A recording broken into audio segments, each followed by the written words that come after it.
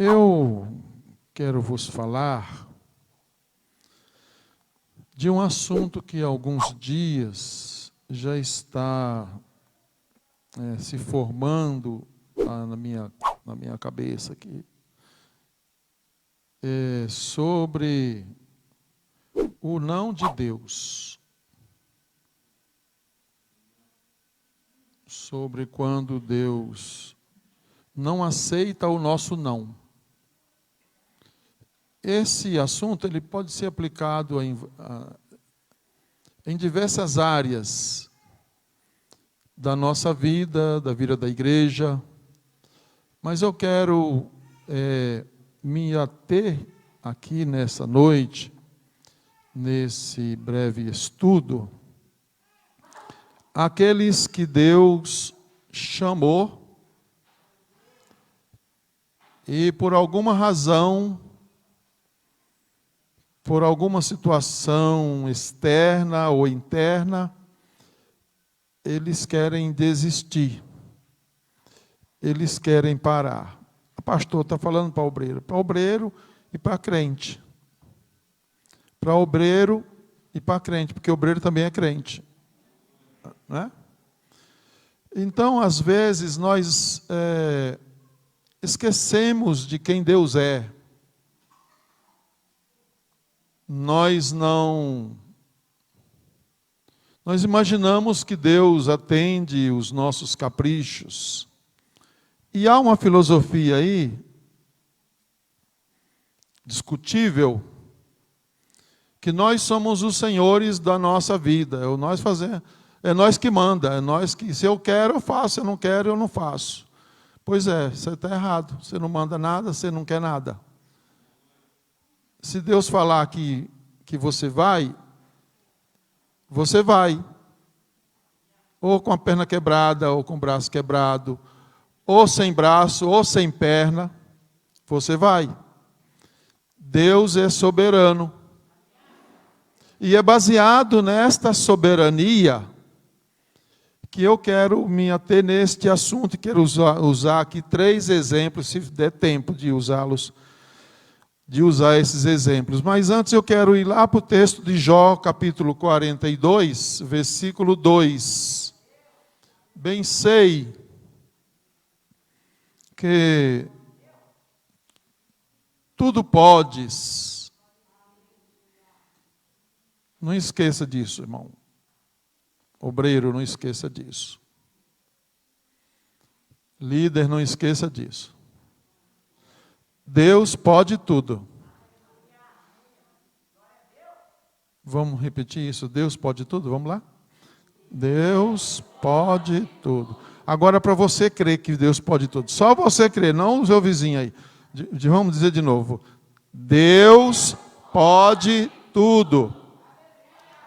E a Bíblia diz assim, e o texto continua. Não, nesse mesmo texto aí, nesse mesmo. E nenhum dos teus planos podem ser frustrados. Quando Deus risca, Ele não apaga. Deus fez um projeto, Ele não modifica. Ele vai dizer o tempo todo para você, para mim, para aqueles que Ele chamou. Ele vai dizer, faz conforme a planta, faz conforme o projeto. Não, olha, te atenha nos mínimos detalhes. Isso aconteceu quando Salomão foi construir o templo. Isso aconteceu quando foi feito a arca de Noé, que Deus deu as medidas, Deus deu a planta, Deus deu os compartimentos. Deus projetou. Isso aconteceu quando foi feito o tabernáculo, que é de uma riqueza sem fim para a nossa vida. O plano de Deus nunca é frustrado. O nosso a gente pode remendar aqui, pode parar aqui, pode começar lá, mas o plano de Deus nunca é frustrado. Jó sabia muito bem o que ele estava dizendo. Eu bem sei que tudo tu pode tudo em cima no céu e embaixo na terra. E é baseado nesta soberania que eu quero tirar com você, eu e você, vamos aprender juntos aqui. Pois a palavra é tanto para mim quanto para você. Eu quero tratar esse negócio expositivamente aqui, no livro de Êxodo, capítulo 3, para mostrar para os irmãos que Deus está atento a tudo. Deus está atento a tudo. Tem algumas pessoas que Deus chama quando é pequenininho, assim, ó. Tem uns que Deus chama, ele nem nasceu, Deus já chamou ele. Tem outros que Deus chama quando ele aposenta, depois que fica velho. Tem uns que ele chama jovem.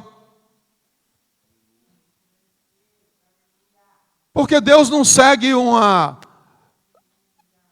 não tem um esquema. Vai ser assim, não. Então escute isso aqui, ó. Esse homem aqui estava com 80 anos. Nunca imaginou na sua vida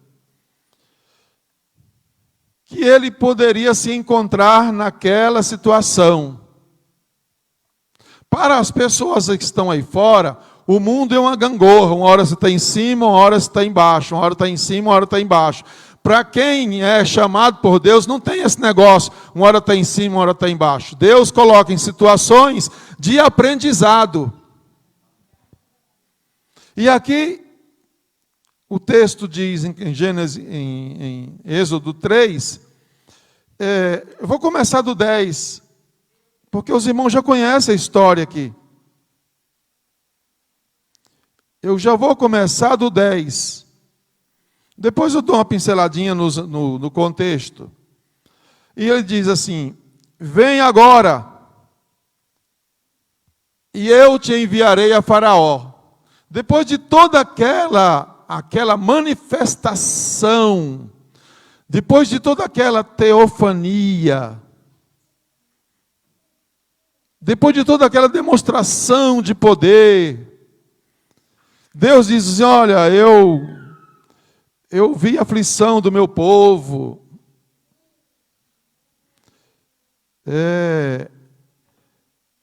que está no Egito, eu ouvi do seu clamor, conheço o sofrimento, e agora desci para livrar.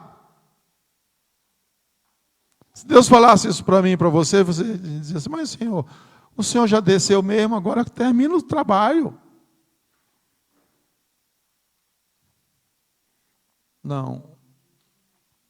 No mundo dos homens, Deus usa os homens. No mundo dos animais, Deus usa os animais. No mundo dos anjos, Deus usa os anjos. Deus nunca vai aceitar ou não. Deus fala tudo isso, fala de Moisés: agora você é o seguinte, eu preciso de você. Eu vou te enviar agora, Faraó. Moisés disse a Deus. Porque a primeira reação nossa é essa aqui, minha e sua. Isso aqui não foi só Moisés, eu e você faz assim. Quem sou eu? Você já viu na Bíblia quantas vezes os líderes que Deus chamou falou assim: Senhor, quem sou eu? Eu estou lembrando agora de Gideão. Quem sou eu? O meu milheiro é o menor de Manassés. Quem sou eu? Como se Deus não conhecesse nós. Como se Deus não tivesse acompanhado a sua vida até esse momento aqui. Quem sou eu para ir a Faraó? Aqui a gente não tem um entendimento completo. Moisés estava dizendo para Deus: Senhor, o Faraó é o imperador do mundo. Esse homem aí, ele manda matar e manda viver. O senhor não tem ideia, esse homem aí é poderoso. Moisés estava tentando dizer para Deus, Senhor, não vai dar certo. O senhor podia chamar um outro, porque a minha folha corrida não é boa lá, não. Minha fama não é boa lá. Você chamaria alguém que tem um histórico ruim numa determinada cidade para ir naquela cidade fazer um trabalho? Aqui. Chama outro. Quem sou eu? Deus respondeu, eu vou ser contigo. E este será o sinal de que eu te enviei, depois de haveres tirado meu povo do Egito, servireis a Deus nesse monte. Ele estava no pé do monte Sinai. A casa de Jetro, ela fica a uns 10 quilômetros do monte Sinai. E Moisés disse a Deus, eis que quando eu vier aos filhos de Israel, disser, o Deus de meus pais enviou, e eles perguntar, qual é o seu nome? Porque nem Moisés sabia. Nem Moisés sabia. O que eu vou dizer para eles? Tudo tentando dizer, Senhor, não vai dar certo eu ir. Tentando convencer Deus. Deus disse assim, fala para eles que eu sou o que sou. Disse mais, assim dirás aos filhos de Israel, eu sou, me enviou a vós outros. Tem uma linguagem que só o povo de Deus sabe. Tem um nome de Deus revelado que só o povo de Deus conhece. Era isso que Deus estava dizendo para Moisés. Eles conhecem. Eram os filhos de Jacó. Foram escolhidos por Deus. Foi Deus que escolheu aquele povo que estava lá. Foi Deus que permitiu que eles entrassem lá. Com promessa e tudo. Disse mais Deus ainda, assim dirás os filhos de Israel, o Deus de vossos pais, o Deus de Abraão, o Deus de Isaac, o Deus de Jacó. Porque o povo tem uma história. Aquele povo tinha uma história.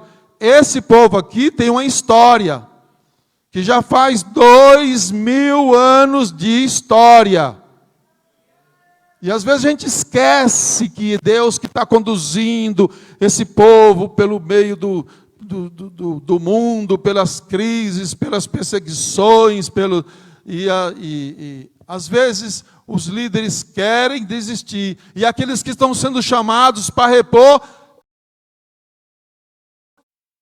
às vezes tentam argumentar com Deus. E aqueles que já estão, quando o trabalho está difícil, quando a liderança está difícil, quando tudo está difícil, porque ninguém joga pedra em cachorro morto, ninguém joga pedra em parede, só joga pedra em janela, ninguém joga pedra em árvore que não tem fruto, a gente só joga pedra em árvore que dá fruto.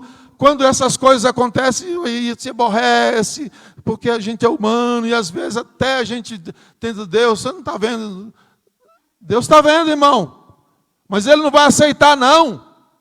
Ele não aceita o seu não, porque o seu plano não pode ser frustrado. Primeiro é a sua obra, e você e eu e nós somos um instrumento de Deus.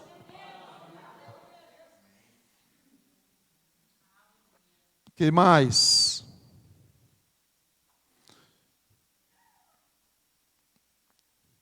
E ouvirão a tua voz. Vamos passar para o versículo. Deus disse para Moisés, lá no versículo 19, eu sei, Moisés, que o rei do Egito não vai deixar vocês ir, se não for obrigado por mão forte.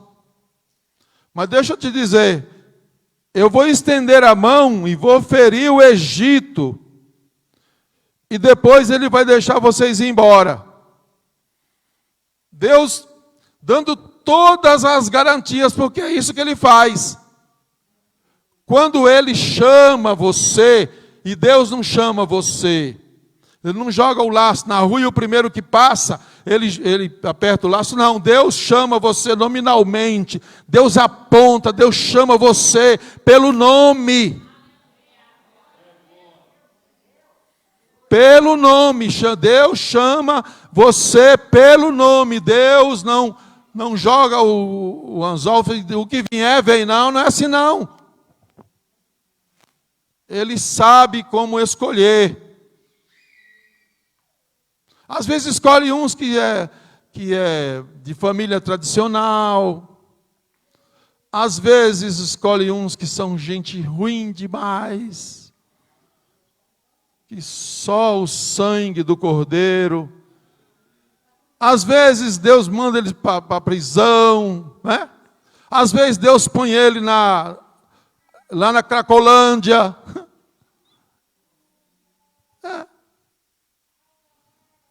Mas quando chega a hora de Deus, quando chega a hora, Deus tira de onde tiver. E se tiver alguém que quiser impedir, Deus também vai matar. Deus mata literalmente. Se impedir, se alguém impedir o chamado de Deus na sua vida, e você não vem por causa desse impedimento, ai. Não tem oração que resolve, não tem jejum que resolve, não tem intercessão que resolve. Esse indivíduo ou essa está na roça.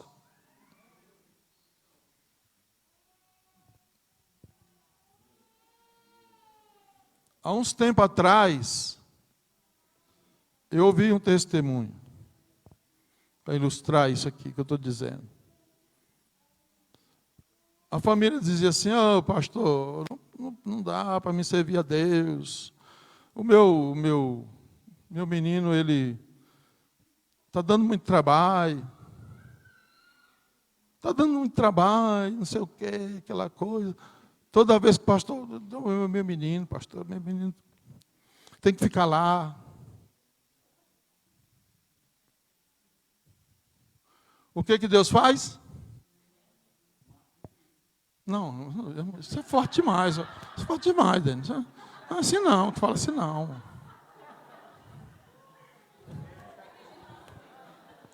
Não é assim não. Deus levou o menino para ele. Fica mais bonito. Não fica mais bonito?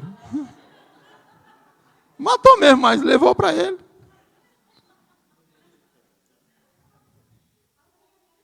Mas precisava colocar um empecilho. Eu já falei para vocês daquela irmã lá de Cabo Verde ou é Botelhos? A irmã se converteu, estava alegre na igreja, chegou um dia, a irmã chegou chorando no culto, falou: pastor, hoje é o último dia que eu vou vir, eu não posso mais vir, o meu marido, ele não deixa mais eu vir, o homem numa ignorância, pensa. Irmã, não se preocupa não, na semana que vem a senhora está aqui. Pastor, você não conhece meu marido? Ei, pastor. Quando ele fala, a gente até estremece, os meninos até tremem. Ei, irmão, você não sabe com quem ele está lidando. Um dia, saíram de Fusquinha, ele tinha um Fusquinha, o homem. Saíram de Fusquinha. E aquela região é cheia de montanha, né? Muito cafezal, né? E tem aquelas estradinhas. O homem perdeu a direção do Fusca, eu já contei isso aqui. Perdeu a direção do Fusca, e o Fusca foi tombando, até chegar lá embaixo. Quando chegou lá embaixo, a irmã e o filho saíram sem um arranhão. E o homem mortinho da Silva.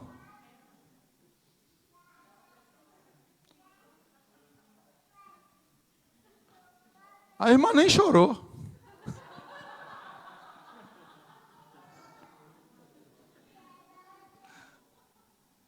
Agora olha o mistério aqui.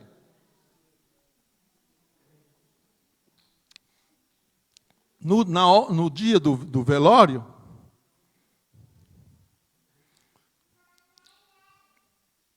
o menino disse assim para a mãe: Mãe, por que o pai não estava naquela bola que estava eu e a senhora? O menino viu como que uma bola envolveu eles. Quando o carro estava tombando, o menino viu isso e contou para a mãe. Tinha tipo espécie de uma esfera. Isso é coisa para ufologista, né? E o pai não estava. Você está entendendo o que eu estou falando, irmão? Você está entendendo o que eu estou falando? Para você de manhã dizer assim: não vou fazer, eu não quero, eu não posso, é o meu filho. Oi.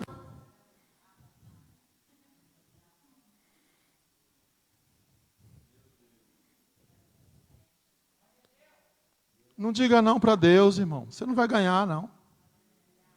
Você não vai ganhar. Você não vai conseguir ganhar.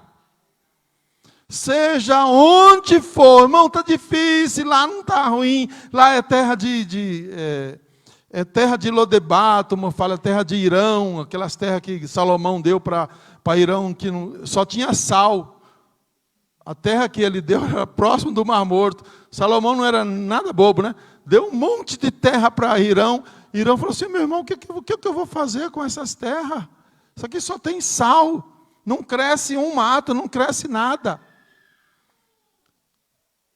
E às vezes a gente está numa situação, parece terra de Irão, não vai, não prospera, não acontece, em volta parece que está todo mundo prosperando. Ei, Deus te chamou, Ele vai fazer os negócios prosperar. A Bíblia diz lá, Paulo diz lá em Coríntios 3, é Deus quem dá o crescimento, é Deus que faz crescer.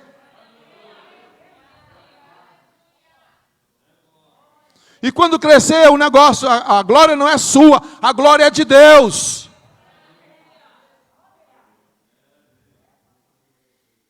Tem uma história do David Livingstone, uma história verídica. Passou 12 anos numa tribo da África, 12 anos, e o povo mandando dinheiro, e mandando dinheiro, e mandando dinheiro para sustentar o missionário, e a igreja querendo saber os resultados. Porque a gente é assim, é humano, quer saber, cadê o resultado, irmão? Cadê o resultado, irmão? Se não mandar lucro, não adianta, eu vou te dar um prazo, parece que a obra é nossa, a obra é de Deus. Aí passou 12 anos, aconteceu um incidente na tribo, e o chefe da tribo mandou chamar o missionário, fez um desafio com ele: se você orar e Deus intervir, todos nós vamos converter. Pois é a oportunidade que Deus esperava, que Deus estava preparando para o missionário. De uma vez só, a tribo inteira se converteu, depois de 12 anos.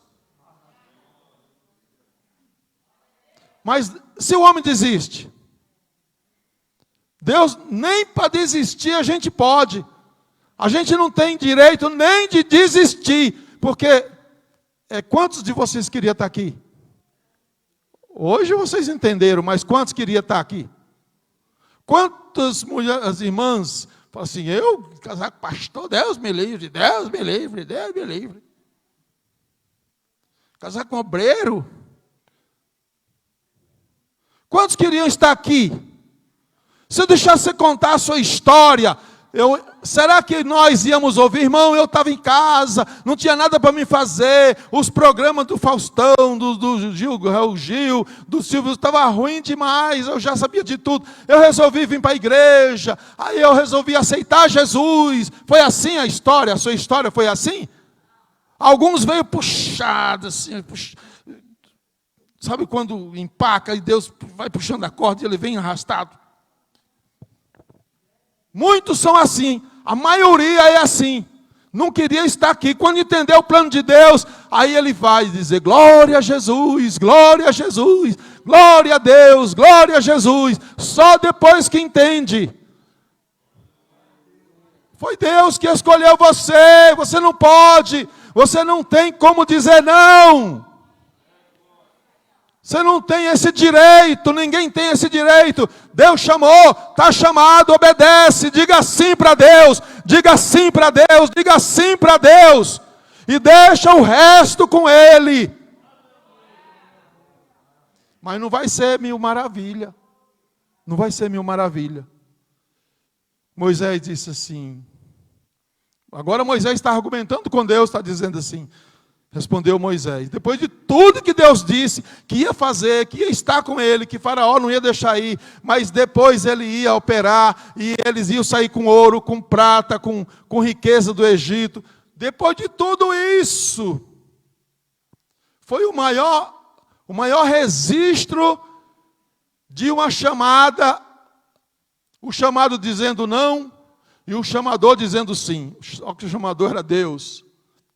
Ele diz assim, agora no capítulo 4, respondeu Moisés, mas eis que não crerão, nem acudirão a minha voz, pois dirão, o Senhor não te apareceu. Perguntou Deus assim, Moisés, o que é que você tem na mão? Lança na terra. Coloca a tua mão no peito. Ficou leprosa. Se não te crerem nesse primeiro sinal, vão crer no último. Então Moisés disse ao Senhor no versículo 10, 4, o 4:10. Ah, Senhor, essa aqui foi a última tentativa. Porque às vezes a gente quer ganhar o troféu de humilde com Deus. Você já viu alguém dando de humilde para Deus? Ele diz assim, ah, Senhor, eu nunca fui eloquente.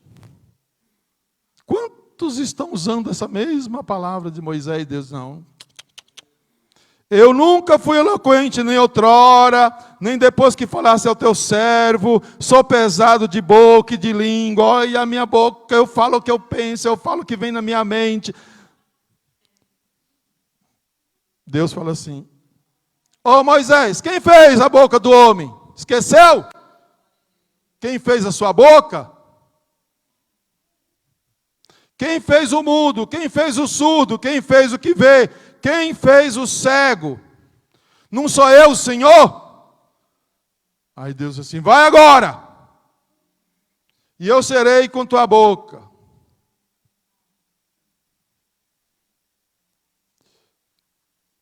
E ele disse assim, aí Moisés de novo disse assim, Senhor, você não está entendendo, envia outro.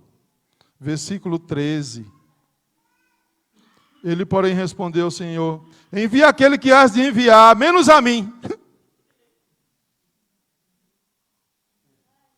Moisés tinha tudo para não dar certo. Moisés não passava em nenhuma entrevista de emprego. Passava? Eu não quero. Eu não vou, eles não vão crer em mim, eu sou pesado de língua.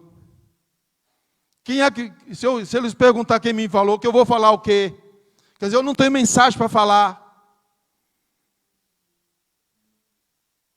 Aí o texto diz assim, então se acendeu a ira do Senhor contra Moisés e disse, você vai, eu vou fazer você de Deus e de teu irmão, o profeta. Tu serás Deus e Arão será o seu profeta. Já que você não sabe falar e o teu irmão fala bem, O teu irmão vai falar, mas você vai junto com ele. Deus não abriu mão de Moisés.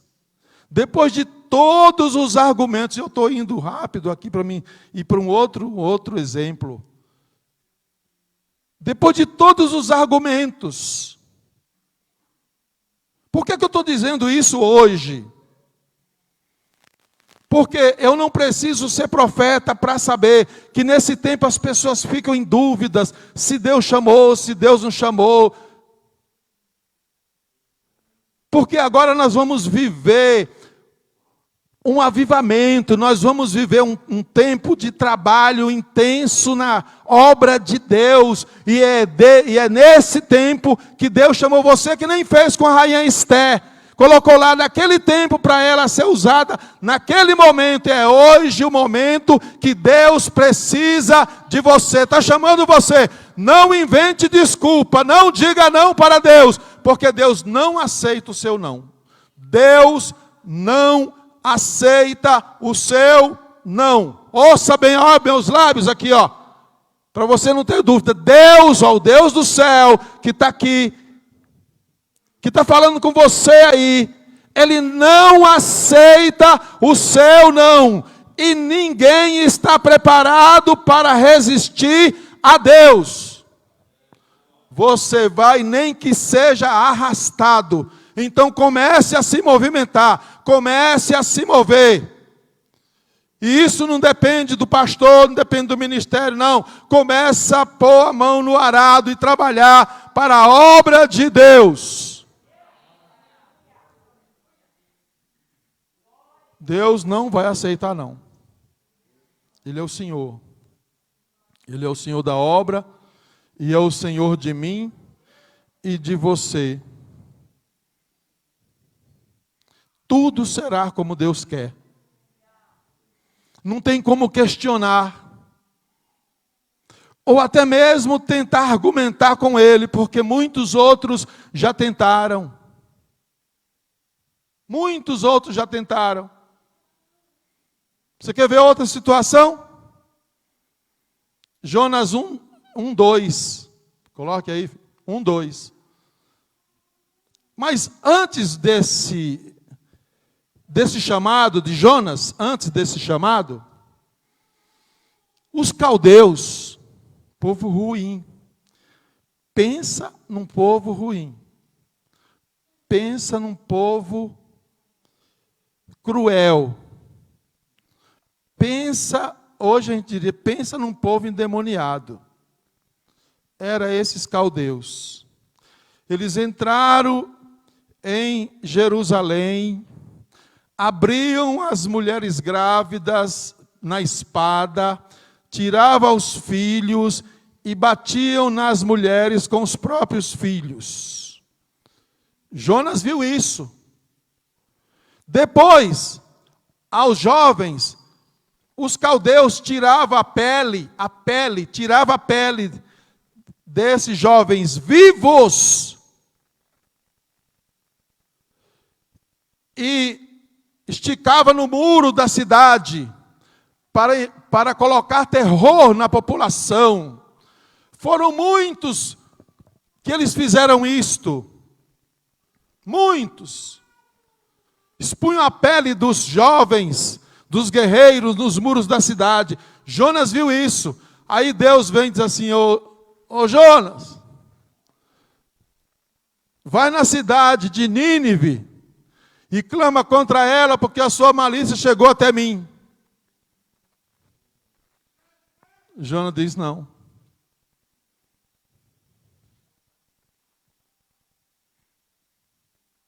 O problema é que quando a gente está fugindo de fazer a obra de Deus, a gente prejudica um monte de gente. Quem está perto da gente sofre. Jonas vai para o navio. Fez os homens perder a carga, os homens quase perderam a vida, e só Jonas sabia o porquê. Jonas, me joga no mar, já que Deus me mandou, Ele não vai deixar eu morrer, não joga no mar.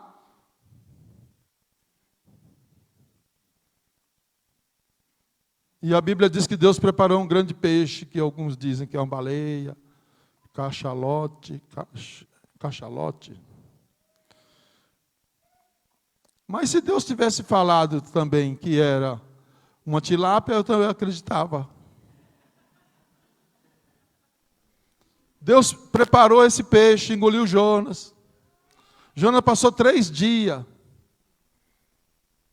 dentro do peixe, sem morrer.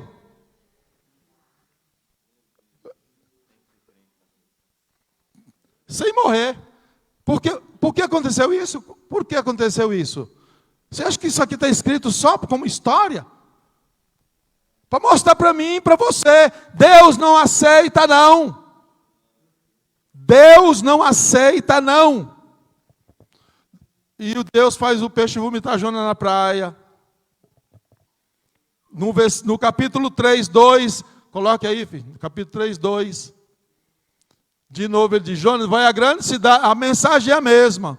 Deus não mudou a mensagem é a mesma. Vai na grande cidade. Agora, depois de ter passado, precisava ter passado por tudo aquilo lá?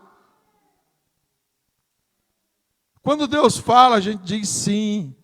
Quando Deus fala, a gente baixa a cabeça, sim, Senhor. Quando Deus fala, a gente não questiona.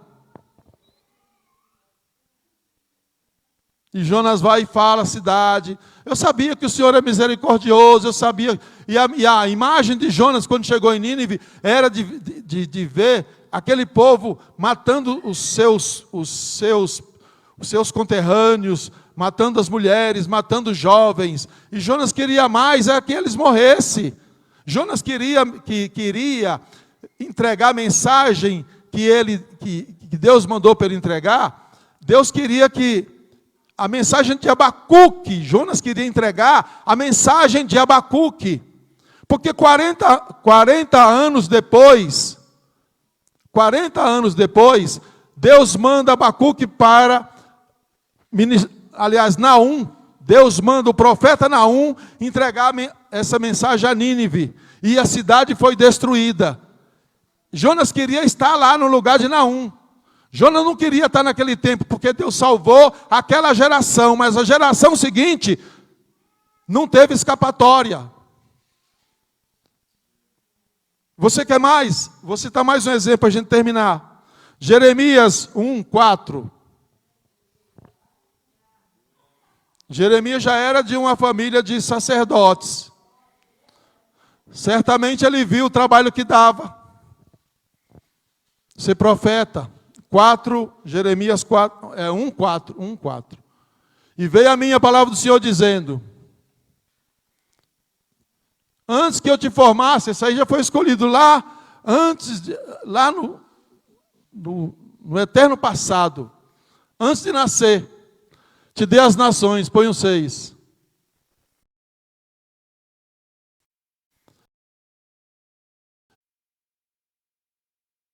Então eu disse, Deus, não sei falar. Porque eu não passo de uma criança, a gente acha isso bonito, não acha? A gente acha isso lindo. A gente enche o peito por falar disso. Mas ele está dizendo assim, Senhor, eu não sei, o Senhor está escolhendo a pessoa errada. Não esquece que cada cabelinho que você tem no couro da sua cabeça foi Deus que colocou. Cada poro que tem na sua pele foi Deus que fez. Sabe por que eu estou dizendo isso? Ele te conhece. Aí a gente diz, Deus, manda o outro. Manda outra. Não diga não para Deus. Deus disse, Jeremias, não fala isso. Não passo de uma criança. Porque todos a quem eu te mandar, tu irás, e tudo que eu te mandar, tu vai falar. Tu não vai deixar cair uma palavrinha. E Deus continua fazendo promessas, não temas diante deles, porque eu sou contigo para te livrar, diz o Senhor. Se você ver a chamada de Ezequiel, então é mais complicada ainda de Ezequiel. Se você ver a chamada de Isaías, Agora eu não quero falar da chamada deles, porque o tempo deles já foram, e foram referências para nós. Quero falar de você, quero falar de mim, quero falar de nós. Porque é nesse tempo que nós estamos vivendo, e é conosco que Deus conta. Então, se você está arrumando aí alguma desculpa para não fazer a obra de Deus, para com esse negócio. Para com isso. Depois não vai dizer que eu não avisei. Não diga não para Deus. Faça se for fácil, faça se for difícil, faça se o povo for bom, faça se o povo for ruim, faça se falar com você, se falarem mal de você, faça a obra de Deus. Deixa o julgamento com Deus. Não diga não para Deus. Pois Ele deu talento para você, Ele vai cobrar esses talentos. E ninguém vai se justificar diante dele, porque aqui eu podia usar outros exemplos. Ninguém conseguiu se justificar. Nenhum. Você pode receber essa palavra? Não diga não para Deus.